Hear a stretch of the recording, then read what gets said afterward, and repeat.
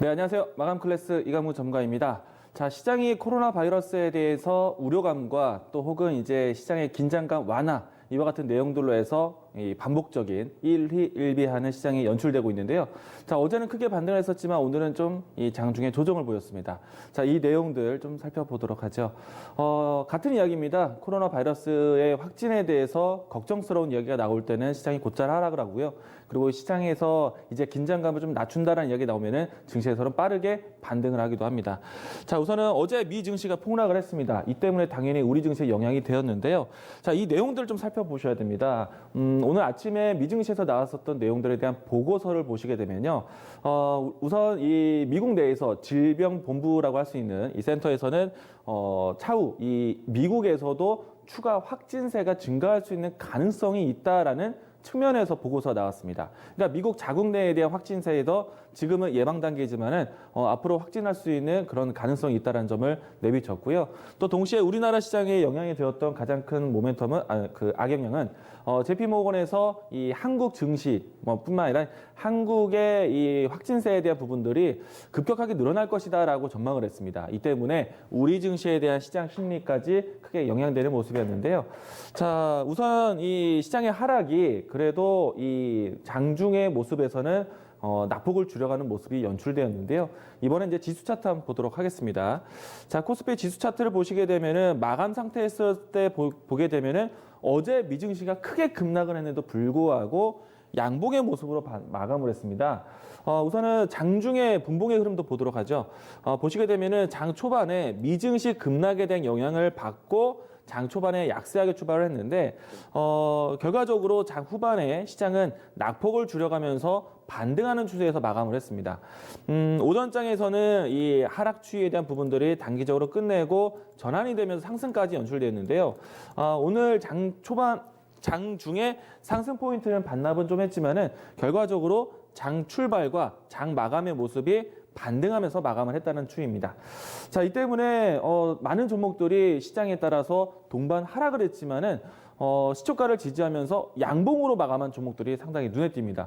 이 모습들은요, 어떻게 보면은 어제 상승했던 자리에 대한 하단에 대한 지지가 나오면서 오늘 장중에 브레이크를 보여주었기 때문에 최근에 만들어내고 있는 지금 3거래일 동안에 현재 위치에 머물고 있는 종목들이 많죠. 이 라인대에서 계속해서 가격 지지가 나온다라면은 일정 기간 동안에 박스권 횡보가 나타날 수가 있습니다.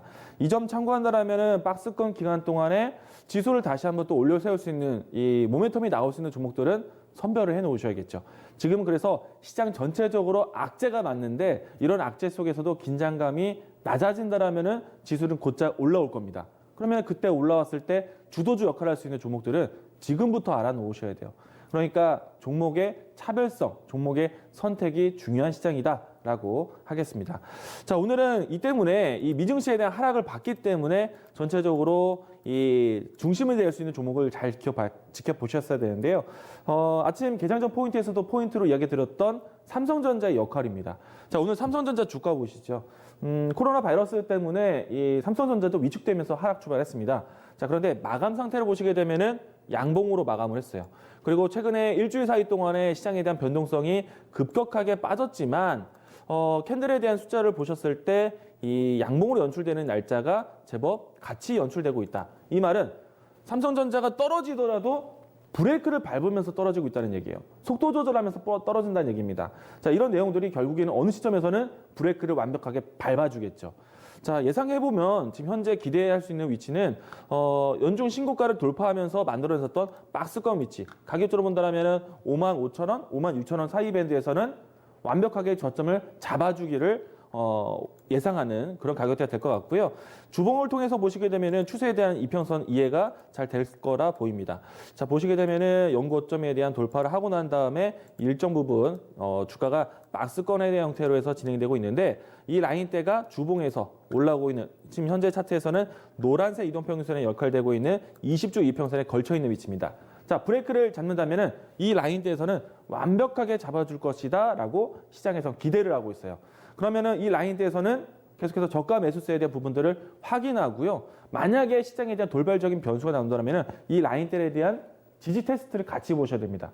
그러니까 이 라인대를 좀 상당히 기대를 하고 있고요. 이 라인대에 대해서는 저가 매수세도 나올 수 있겠고요. 만약에 돌발적인 변수가 나온다면 이 라인대를 기점으로 해서 이탈한다면은 종목에 대한 투매 유발될 수 있다는 점도 참고를 해야 됩니다.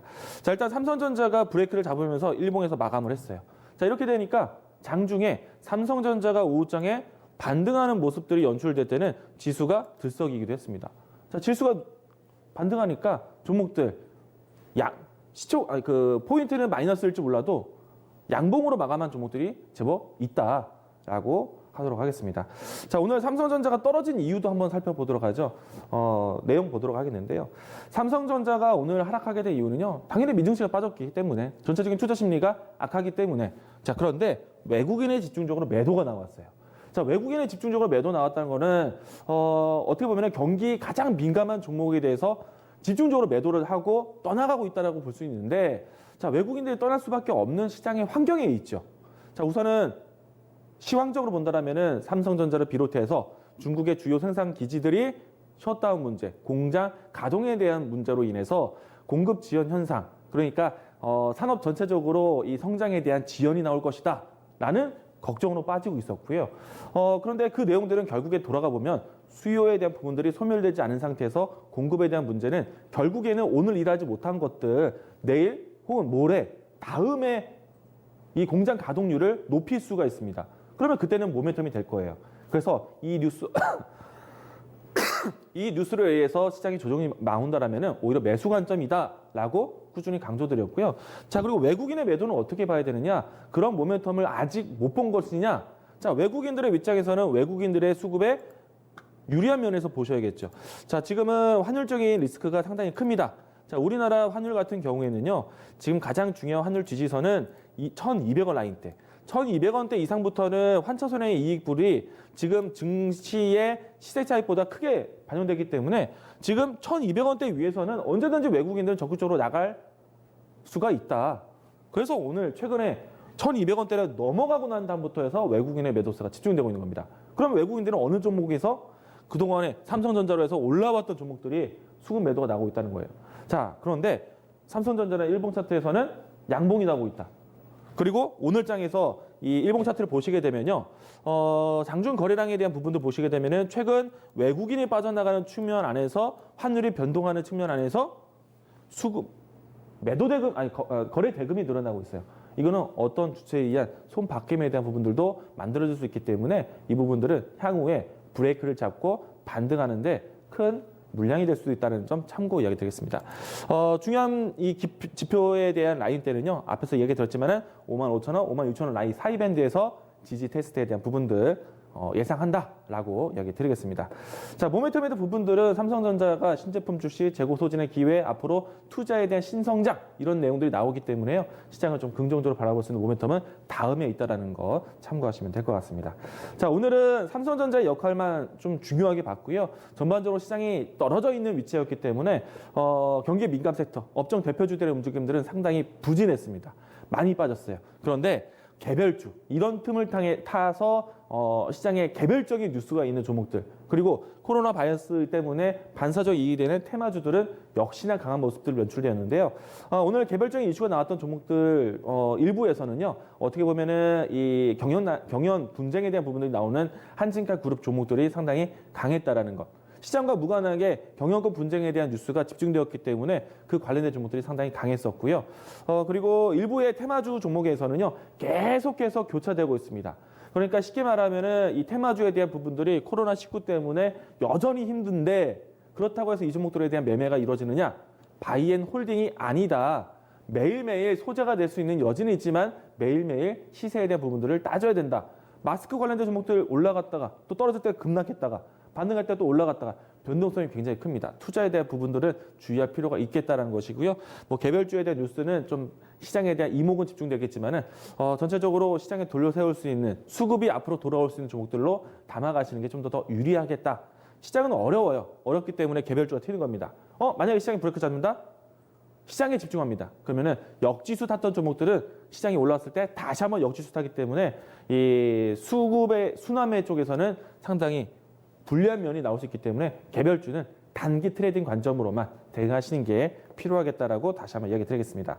자, 내일장에 대한 준비 보도록 하겠는데요. 자, 그러면 코로나19에 대해서는 계속 안 좋은데 언제 반등을 하느냐? 코로나19에 대해서요. 경기 부양 정책이 나올 때 시장은 좀 반갑게 반등을 합니다. 자, 우선 내용들 보면요. 지금 글로벌 시장 전체적으로 변동성이 큽니다. 유럽에서도 사망자가 발생을 하고 또 미국 내에서도 이런 이 차단벽을 높이면서 미국 자체적으로도 경계감을 크게 가지고 있기 때문에 변동성이 큽니다. 그러면서 브레이크를 잡을 때는 항상 중국이나 미국에서 또 주요 국가에서 경기 부양 정책이 나올 것이다라는 기대감으로 바닥을 형성하고 있어요. 바닥을 지지하고 있어요. 하방 경직성은 상당히 큽니다. 이제 돌아서는 타이밍을 기다리고 있어요. 확진세가 좀 줄어드는 타이밍을 기다리고 있죠. 그동안에 좀 시장이 힘들 거예요. 어려워요. 대신에 이런 힘들 안에서 개별주, 테마주 매매하기보다는 시장이 돌아섰을 때 힘을 낼 수 있는 다음 모멘텀을 찾아가야 된다. 왜 이 모멘텀을 찾아가야 되느냐? 시장에 대한 환경이 경기 부양제 어떤 측면?